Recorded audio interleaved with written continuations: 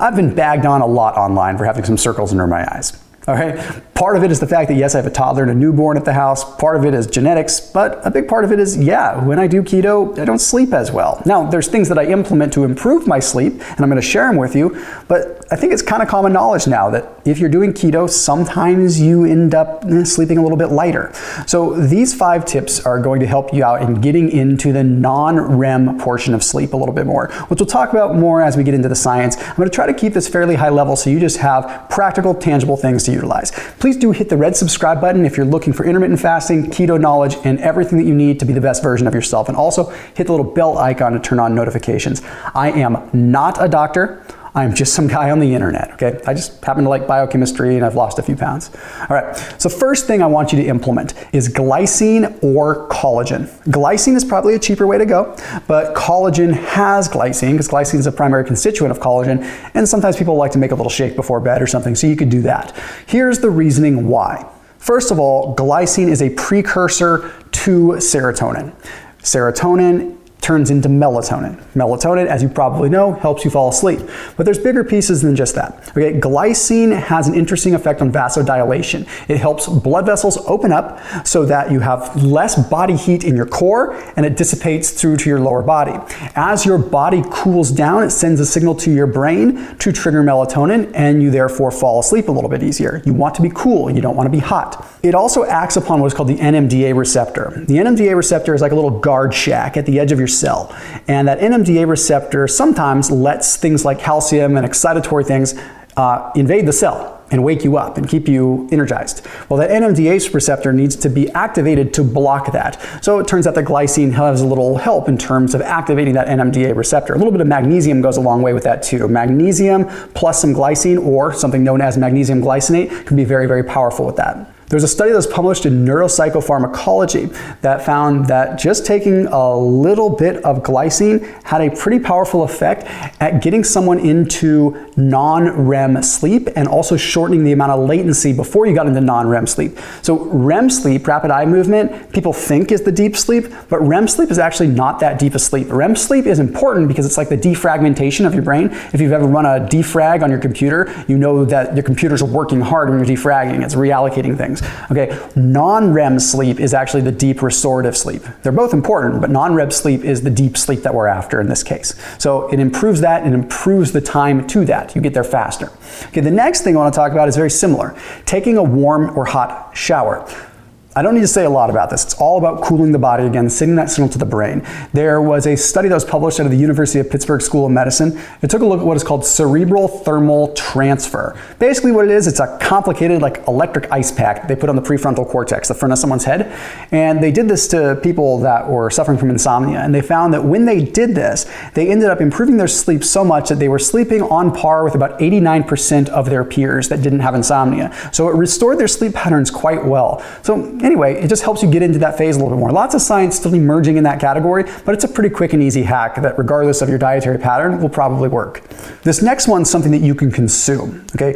Rooibos tea. Okay, Rooibos tea is really cool because it interferes with cortisol. So it's not some naturally sleep-inducing thing. It's indirect. And we find a lot of times people that are doing a ketogenic diet end up with higher levels of cortisol. Not because that's bad. Okay, cortisol levels aren't bad unless they're really in conjunction with carbohydrates, which we can talk about later. But the point is that when you can reduce cortisol, you reduce this impact on your body that might be keeping you awake. Now, this will also work really well when we talk about the next piece in just a minute with carbohydrates, because Rooibos might help counteract some of the potential negative aspect of adding carbohydrates strategically. Again, more on that to come. Another thing that combines with Rooibos tea, or you can do it separately, would be ashwagandha. Okay, ashwagandha is an adaptogenic compound, which means it helps your body find homeostasis. But in this case, I like it because it has what's called triethylene glycol. Triethylene glycol directly induces that non-REM sleep. So again, helping you get into that direct, deeper sleep. And then of course we have theanine. I've put these into the categories because you could quite literally make a little compound for yourself. So theanine induces your brain to go into the gamma aminobutyric acid scale a little bit more. Produces more GABA, which helps your brain relax a little bit more. Kind of has that calming effect. Today's video is sponsored by Thrive Market. So go ahead and check them out. They're an online membership-based grocery store. So no matter what kind of eating style or eating pattern you have, they probably have something for you. It's like a one-stop shop. So maybe you're paleo, maybe you're keto, whatever. You can filter by different diet type. You can select what you want, add it to your cart, do whatever you want to do. The prices are super competitive. A lot of times you'll find better prices on Thrive Market than you will at a lot of grocery stores, and it gets delivered to your doorstep in a couple of days and makes it super easy. Plus, because you're watching a video that they're sponsoring, that link down below will save you 25% off your first order, and you'll get a free gift. So check them out down below in the description after this video. Okay, and the next piece that kind of coincides with this a little bit is adding carbohydrates or allocating your carbohydrates to the end of the day, but not the very end. Okay, so later in the day, but not too late.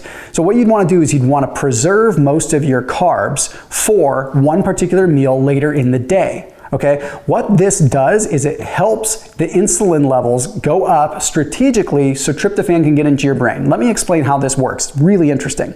Okay, when you are doing keto, you don't have high levels of insulin. It's a good thing, okay? But what that means is you have large neutral amino acids floating through your bloodstream.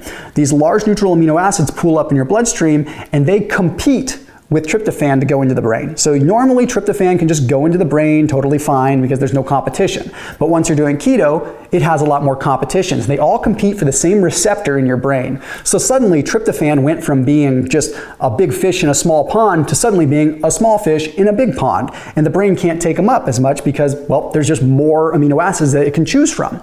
But if you spike your insulin by having 20 grams of carbohydrates or so, those amino acids that are competing with the tryptophan get soaked up into the muscles, but tryptophan does not, therefore leaving more tryptophan circulating the bloodstream and having an opportunity to get into the brain. Then guess what? Tryptophan triggers serotonin, serotonin triggers melatonin, and there you go, voila. The reason that I mentioned that Rooibos might be a good tea to combine with your carbohydrate meal is because Rooibos cuts cortisol effects. Now, we don't want to have a cortisol spike in conjunction with the carbohydrates. That's why I mentioned that. It's not the end of the world, just an added little bonus. And the last thing that I would recommend people embark on is playing around with some red light therapy. There's some cool science that shows photobiomodulation, where you manipulate yourself with red light, can actually have a big effect on how quickly you get into sleep. The Journal of Athletic Training published something that showed that just 30 minutes of red light therapy daily for a couple of weeks helped restore sleep patterns and got people into a non-REM state of sleep much, much faster, even if they suffer from insomnia. Okay, if you don't want to spend the money on red light therapy, you can simply get some blue blocking glasses that block blue light, so that way you're at least reducing the impact of the blue light that has a negative effect. But if you just get one of those bulbs that turns the room red, or you get some like Juve red lights or something like that, it plays a pretty big role in helping you sort of reestablish a new rhythm. Highly recommend that you check it out. So you can use all 5 of these things, or you can implement little bits and pieces together. As always, keep it locked in here on my channel. I'll see you tomorrow.